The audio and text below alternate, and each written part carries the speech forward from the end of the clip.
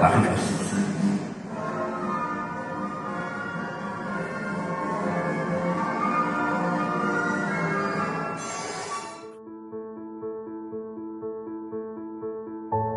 მე მქონდა გარკვეული პასუხისმგებლობა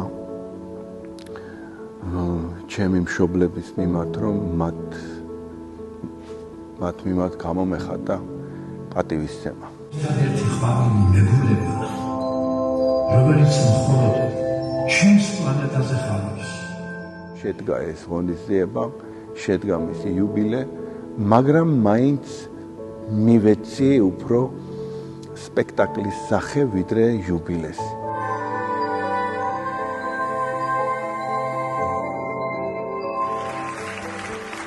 როდესაც გავაჟღერეს იდეა, რომ კახის იუბილე მინდა გავაკეთო 90 წლისთან დაკავშირებით, ყველამ რაღაცნაირად დიდი სიხარულით აიტაცა და ვიგრძენი ძალიან დიდი მხარდაჭერა სხვადასხვა ადამიანებისგან თუ ორგანიზაციისგან. ასეთი არის კულტურის განვითარების ფონდი მესმა, რომელმაც ჩემთან დარეკა და უცებ მეუბნებია, რომ იცით, ჩვენ გვინდა რომ თქვენს გვერდით ვიყოთ. არ გითხრათ, მადლობაც კი ცოტა არის იმის გამოსახატავად, რაც მე მინდა გამოვხატო რა.